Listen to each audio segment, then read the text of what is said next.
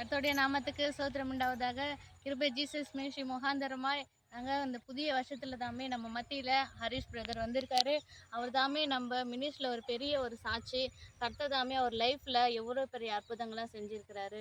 அதை பற்றி இப்போ சொல்ல வந்திருக்கிறாரு. ஏன்னா இந்த வருஷத்துக்கு நீங்கள் போன வருஷத்தில் நிறைய கஷ்டப்பட்டிருப்பீங்க. எனக்கு யார் விடுவிப்பாங்க, என்னுடைய கஷ்டத்தை யார் தீர்ப்பாங்க அப்படின்னு சொல்லிட்டு நிறைய நீங்கள் கவலைப்பட்டு இருப்பீங்க. ஸோ இவருடைய சாட்சிகளை கேட்டால், அவர் சாட்சியை கேட்டு நீங்களும் கர்த்ததாமே கர்த்தரை ஏற்றுக்கொண்டு உங்களுக்கும் ஆண்டவர் நிறைய ஒரு அற்புதத்தை செய்வார். இப்போ அவர் லைஃப்பில் நடந்த சாட்சிகளை பற்றி நம்ம கேட்கலாம். கர்த்தருக்கு நாமத்துக்கு ஸ்தோத்திரம் உண்டாவதாக. பிரதர், உங்கள் லைஃப்பில் நடந்த சாட்சியங்கள் சொல்லுங்கள். ஆண்டவர் உங்களை நீங்கள் எப்படி தேர்ந்தெடுத்தாரு, நீங்கள் எப்படி ஆண்டவர் ஏற்றுக்கொண்டீங்க, இதோ நீங்கள் சொல்லுங்கள். கிறிஸ்துவுக்குள் வாழும் அன்பு தேவனுடைய பிள்ளைகளே, ஆண்டவராக இயேசுவின் நாமத்தில் என் அன்பின் வாழ்த்துக்கள். அருமையான தேவனுடைய பிள்ளைகளே, இந்த நேரத்திலையும் ஒரு சாட்சி கொடுக்க தேவனுடைய கர்த்தர் கிருபை தந்ததற்காக பரலோக தேவனை ஸ்தோத்திரிக்கிறேன். நான் பார்த்தீங்கன்னாக்கா 2016ஆம் ஆண்டு தொழுநோயால் பாதிக்கப்பட்டிருந்தேன். ஸோ தொழுநோயால் நான் விவசாயம் தான் பண்ணிகிட்ருக்கேன். தொழுநோயால் பாதிக்கப்பட்டு நான் பல விதமான எக்கச்சக்கமான ஹாஸ்பிட்டலில் நான் ஏறி இறங்கியிருக்கேன். நான் எந்த இடத்துல போனாலும் எனக்கு இந்த நோய் பார்த்தீங்கன்னாக்கா குணமாகாது அப்படின்னு சொல்லிட்டாங்க. கையில் கால் எல்லாம் பார்த்தீங்கன்னாக்கா புண்ணாயிட்டு ஒரு ஸ்பூன் எடுத்து சாப்பிட கூட முடியாமல், ஒரு சைன் பண்ண கூட முடியாமல் நான் தவிச்சிட்டு இருந்தேன்.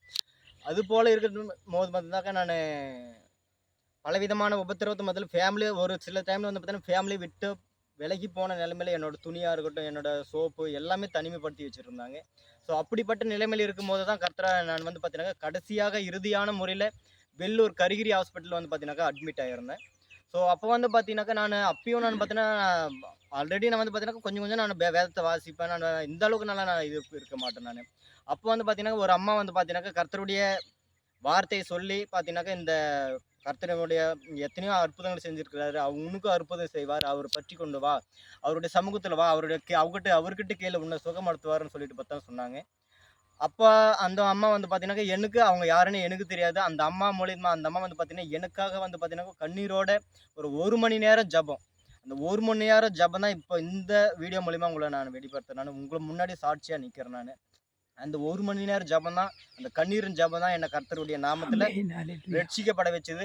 அதுக்கு பின்னாடி பார்த்தீங்கன்னாக்கா என்னோட சரீரத்தில் இருக்கிற பிரச்சனை கொஞ்சம் படிப்படியாக குறைய ஆரம்பிச்சுது. டாக்டர்ஸ் சொன்னால் எக்கச்சக்கமான அட்வைஸ் எல்லாம் சொன்னாங்க.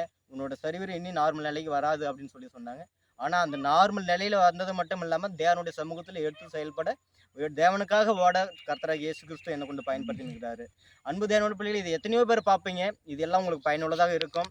பாருங்க, நம்ம உலகத்தில் போயிட்டு இருக்குங்க, எத்தனையோ விக்கிரத்தை நாடி போயிட்டு இருக்குங்க. இப்படிப்பட்ட ஒரு தேவன் நமக்கு கூட இருப்பார், நமக்கு சுகம் கொடுப்பார். யார் உங்களை பேசினாலும், யார் உங்களை கைவிட்டாலும் பரலோகத்தில் இருக்கிற தேவன் உங்களை கைவிட மாட்டார். இது பார்த்தீங்கன்னாக்கா நான் இன்னும் விரிவாக சொல்லலாம். இந்த டைம் பத்தாது, 24 மணி நேரம் பத்தாது. கர்த்தருடைய அதிசயங்கள் எல்லாம் சொல்லணுன்னாக்கா 24 மணி நேரம் பத்தாது. ஒரு ஷார்ட் வீடியோவை சொல்கிறேன். இனி பார்த்தீங்கன்னாக்கா எனக்கு லைஃப்பில் பார்த்தீங்கன்னா கர்த்தருக்காக தான் நான் ஓடணும், கர்த்தருடைய ஊழியத்தை தான் நான் செய்யணும்னு சொல்லிட்டு வாஞ்சியோடு இருக்கேன். இதை பார்க்குற அநேக பிள்ளைகளுக்கு இது பயனுள்ளதாக இருக்கும். Thank you. God bless you. Amen. Hallelujah. அருமையான சகோதரனுடைய சாட்சியை நீங்கள் கேட்டிருப்பீங்க.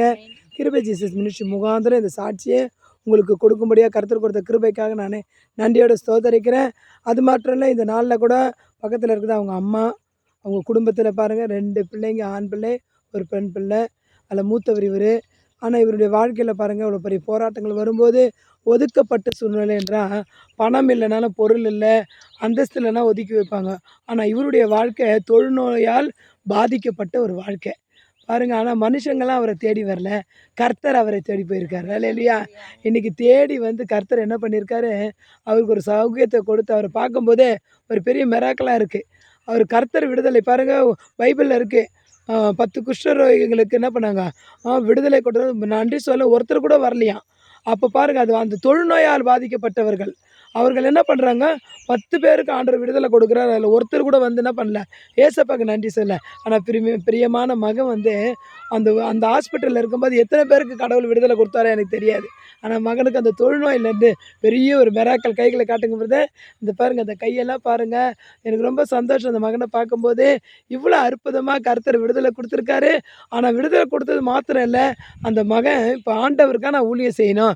கர்த்தருடைய என்னை போல் எத்தனை பேர் வியாதியோட பலவீனத்தோடு ஒதுக்கப்பட்டிருக்காங்களோ அவங்களுக்கெல்லாம் நான் போய் சுவிசேஷம் அறிவிக்க வேண்டும் என்று ஒரு வாஞ்சியோடு இருக்கார். இந்த வீடியோ பார்க்கும்போது உங்களுக்கு பார்க்கலாம், ஒரு கேள்விக்குறியா.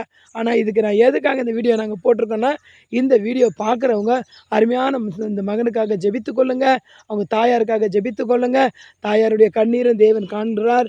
அவங்க மகனை குறித்து அநேக ஜெப விண்ணப்பங்கள் எங்ககிட்ட தாயார் சொல்லி கொண்டிருக்காங்க. ஆனால் இவங்களுக்காக நீங்கள் கண்டிப்பாக ஜெபித்து கொள்ளுங்க. இந்த 2025 இந்த மகனை கர்த்தர் ஒரு பெரிய ஒரு அற்புதமாய் வழிவாசலை திறந்து ஊழியத்தில் வல்லமையாக பயன்படுத்த வேண்டும். God bless you. கர்த்தர் தாமே ஆசீர்வதிப்பாராக. ஆமென்.